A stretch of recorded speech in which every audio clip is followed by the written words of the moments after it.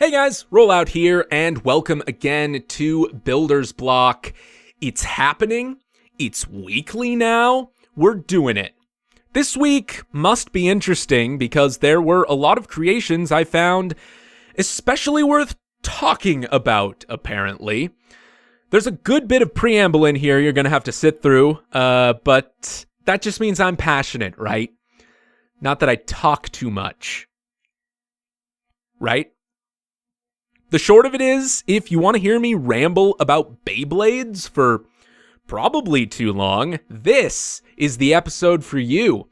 And if you are into that sort of thing, don't forget to hit the like button and share the video. If you're already a big fan, you can support the show a little more by checking out the Patreon page. I post daily content over there, which is actually keeping me diligent for a change. Getting something done every single day has been pretty good for my self-esteem, to be honest. And with the relaunch of Builder's Block, we've gotten a couple more patrons, so thank you all very much. But without further ado, let's get into what you're here for.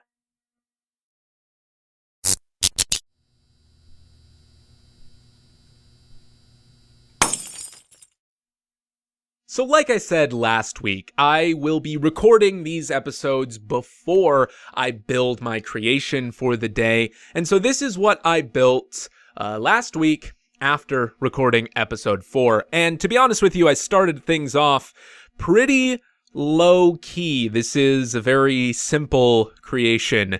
Nothing super special about it. I guess there are a couple of interesting things. It uses this string piece as the auxiliary cord there, and it uses some flex tube and a Technic ball as the microphone, those little Technic circles as the speakers. Really, I just saw these pieces and wanted to do something with them, and so what it resulted in was this simple, cheap little headset with nothing too special about it. It is all gray and black, which is an easy rut to fall into, as I've said before. They just make so many good pieces in black and gray, and so when you sit down and don't really have a plan and want to build something out of nothing, a lot of times, I mean, there is a good chance you're going to build something out of gray because a lot of useful pieces just come in that color. And it's something I'd like to avoid in the future. I want to build with a wider color palette going forward if I can. But in this case, again, I sort of fell into that rut. Before I introduce the next creation, I want to say that I am actually a pretty big fan of Kingdom Hearts. It is my favorite video game series, and I am currently getting absolutely destroyed by the extra limit cut episode bosses in the Kingdom Hearts 3 DLC. But despite being a big fan of Kingdom Hearts for a long while, I'm embarrassed to say that it took me until I got the SH Figuarts Sora action figure to recognize the crown hidden in the teeth of the Kingdom Key. So today I built the teeth of the Kingdom Key. I'm not sure if I intend on building the rest of this, but probably not, and I will explain why.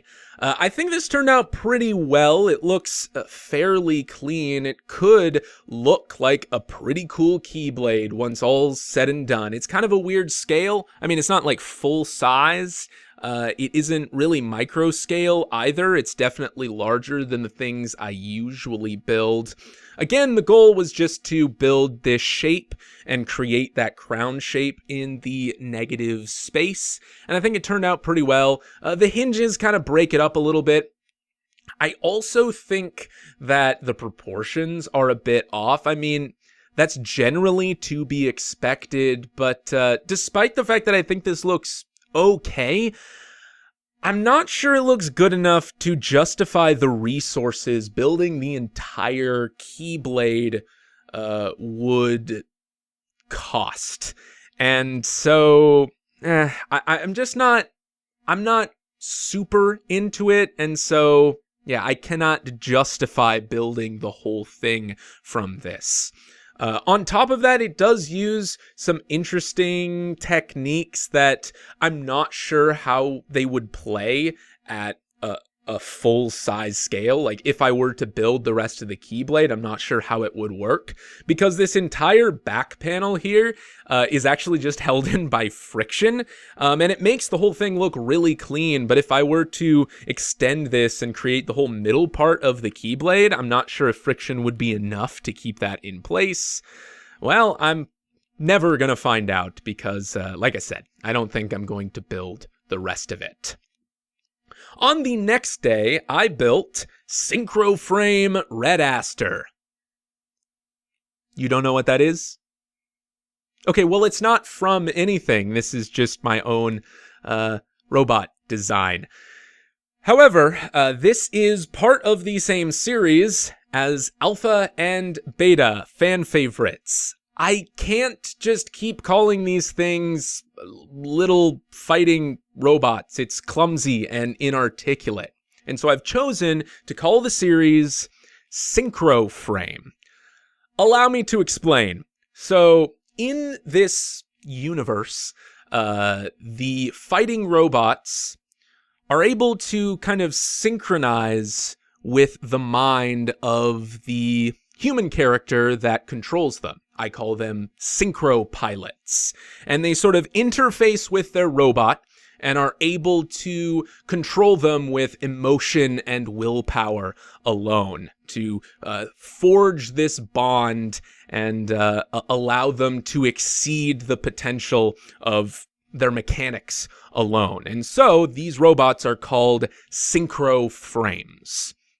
Going forward, that's how I will refer to Alpha and Beta and all of the little robots I'm building for this series.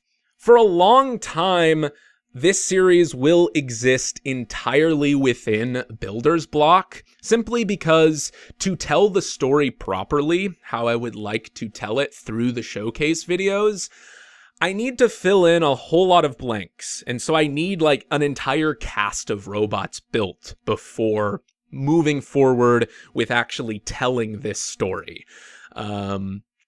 But this is an idea I've had for a long time, kind of an Asian-themed, female, feminine sort of robot, kind of inspired by Japanese geishas or like Chinese dancers, sort of a Chun-Li sort of thing.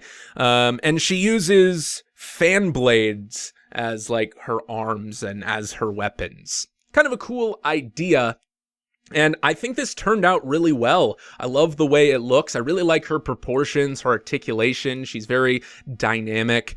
She kind of has like the hair buns as part of the design, as well as like the loincloth piece, and it's got a really cool style to it. And I also really like the color distribution and all of that. She has these flames coming out of her back. They kind of come out of these like exhaust pipe bits. I imagine they have no functional purpose. It's just like a little bit of fanfare, a little bit of flair for the crowd, I guess. No pun intended, actually. Unfortunately, here's the thing. I think that stylistically, she looks too cool. Is that does that work? Is that a thing I can say? Like, my building style has changed a whole lot since I built Alpha and Beta. And before, the robots that I built for this series were kind of very blocky and simple. And I think I built Red Aster to be a little bit too detailed, maybe a little bit too articulate. Ultimately, I think that this can work for Alpha and Beta. They have kind of there's a lineage to their design language that justifies that, justifies them having a unique kind of blocky style to them. But considering their place in the story, if you remember Garudan from an older episode of Builder's Block, I think I'm going to have to redesign him. And I think going forward, I'm going to have to keep this design language for Red Aster in mind as I build more of these robots, as I build more synchro frames. I think this is the design language I want to adopt going forward because it kind of reflects my building style a little bit better. And hopefully when there are more synchro frames that look closer to this aesthetically, she won't look so out of place, and by comparison, Alpha and Beta will then look a bit more unique. So right now, like I said, stylistically, I feel she's a little off, but I'd like to rectify that in the future. Okay. For the next day's creation, I was continuing a project that I started literally almost a month before. I envisioned this project, I built a couple of the components of it, and then to finish the project, I made a bricklink order, and it didn't show up for a whole frickin' month, and it was very frustrating. I can't complain too much because when the order arrived, it was very neatly packed and everything was accurate, and it all turned out well in the end. But this was an international order, and I ordered a separate thing literally on the same day from the same country, and it arrived in like a week. And then this order that I was looking forward to, for no particular reason, didn't show up until much, much later, and I actually paid more on shipping for it. So, I'm just airing some bricklink grievances here. Moving on, I'm throwing my hat into the Lego Beyblade ring. Ever since I built Lego Beat 'em On years ago, people have been asking me to build Lego Beyblades. And there's actually quite a big Lego Beyblade community, especially on YouTube. My problem with it is that most people are building kind of the newer generation Beyblades, and I don't like the way they look as much as the older Beyblades. And on top of that, I'm not really a big fan of the typical way people build their Lego Beyblades because, and I don't know, I don't mean to offend anybody, but like, they build them to function. And that's commendable. Like, they work like the actual toys, the actual Beyblade tops. They actually battle each other. But I don't think they look very good because functionally, the way that the launcher mechanisms they build in Lego work, they need to have anti-studs facing upward. That's the easiest way to kind of work around that limitation. And so you have a lot of anti-studs facing towards the top, creating a lot of the details of the Beyblade, and I just don't like the way it looks. I have a large distaste for anti-studs facing upward or facing forward on a creation. Now, like I said, most people are building Lego Beyblades to function, like the toys. I decided to go a different direction. I wanted to build Beyblades that just looked real nice. And not only ones that look real nice, but also look like the Beyblades that I grew up with instead of the Metal series and the Beyblade Burst stuff. There's a place for that, but I'm not super into those designs. I think those designs are very busy and the details are kind of mucky and blend together in ways that just don't appeal to me personally. I'm sorry. Call me a boomer or whatever, but I appreciate these older, simpler plastic series Beyblade designs a little bit more, and so I've built the 4 Blade Breakers: Drigger, Dragoon, Dronzer, and Drasil. And I will be honest, I've built this system for these Beyblades that is very much just for show. These are not what I would call high performance tops. Here are the bottoms of them. They do have a different base. Each of them does perform a little bit differently because of that. But you can see that they are built around this Technic gear, which visually kind of represents the weight disc. However, these are quite small and quite light. Obviously, they don't make this gear piece in metal. And obviously, the original Plastic Gen Beyblades had different sized weight discs to make them perform differently. Just because of the way this piece is designed, all of them have to be built around the same quote-unquote weight disc, the same gear, so you lose a little bit of customizability there. But you can customize the bottom, you can customize the attack ring as well. I've built this system where the attack ring kind of splits into multiple pieces, so you can combine them together and create interesting shapes. You also will notice that there aren't anti-studs facing towards the top. Actually, there isn't really any connection point at the top for a launcher because I've designed them around this gear not only because it creates a good structure to build around, but also so that you can get a really good grip on the sides of the top and spin it just with your fingers. And they do spin pretty quickly. They don't spin for too long because, like I said, they are quite small and they don't have a whole lot of mass to them. Ultimately, they don't actually battle very well, and I know that's going to disappoint a lot of people, but again, I'm going in a different direction with this. I'm doing something a little bit different here, something more visual than functional.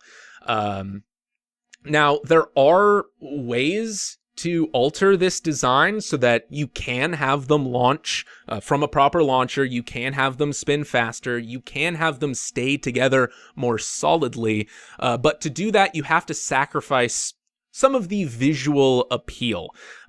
You can see I used a lot of these little 1x1 bits to add detail to these, and because of that I sacrificed some structure. If I were to change this middle piece here to something that has anti-studs on it so it can attach to a launcher and so that it can spin very quickly, these tops would explode the moment they launch fast enough to actually spin in a substantial way and battle each other. I could more securely attach these attack rings together so that they don't explode, but they don't look as nice. And again, ultimately, I decided to forego functionality and solidity so that they look a bit more like the tops that I grew up with. I am valuing visual appeal here above all else, and that means they don't work like the Beyblades you can go into the store and buy. They're just display pieces, but they do spin. That was very important to me that they spin just so that they look cool when they're spinning. But, I mean, they'll hit each other twice and stop. That's the reality of it. But that's not unintentional. That's just the way I decided to build them. I'm sorry, I'll stop over-justifying myself, and then I'll wait a couple weeks, and then I'll make a showcase video, and then I'll over-justify myself again. So look forward to that. Now on the next day, I did some modifications to this green one on the right here, to Dracil. This design for Dracil, I had envisioned a month ago when I made the Bricklink order, and then once I had the pieces together, I wasn't super happy with it. So I changed the design so that the 4 attack ring bits are identical, a little bit more like Dragoon is built, actually, and it allows the colors to be separated a little bit more. I felt that on the original design there was a bit too much orange on top because the orange for this middle bit chip piece kind of blended with the orange on the attack ring, and I wasn't super happy with it. So I did it this way so that the colors could be separated a little bit more. I also changed the bottom pieces a little bit. Before I used this like square jumper plate on Dracil, and I wasn't happy with the way that looked or performed. And so I switched over to this, which is more simple, and it evokes the like ball bearing that Dracil has on the base plate a little bit more. I tried to avoid using this typical stud piece because actually the Lego logo on the stud affects performance and it causes them not to spin super well. But once I had all 4 Beyblades built, I realized that realistically battling them wasn't going to work very well. And so, again, I decided that visual appeal is better than performance in this case. And so I went with this in the end instead. I also changed Dragoon's base plate so that it is a little bit more accurate, I guess, to what the original Beyblade has. It's a bit lower to the ground, and it's a little less stable when it spins. There's a certain finesse to spinning Dragoon that makes it a little bit trickier than the others, but when you do spin him correctly with this flat tip here, he becomes very aggressive and very unstable, but that is very Dragoon. Now, I do plan on making one final change to Drasil, and that is that I would like to make these corner pieces these rounded elements, which I think matches the visual style of the other 3 Beyblades a little bit better, and it also reveals some of the orange from the top a little bit more. I just think overall the design is more solid than the original Drasil that I built, but I don't actually have these rounded pieces in green, so I'll have to wait until I get those to finally finish this project, and then I can do a showcase on it. And then I will be at peace. So for a long time, I've wanted to build a Zoids-inspired animal mecha using this Ninjago claw piece as the cockpit. That's just what I see when I look at this piece, especially because it's orange. And so I gave it a shot today.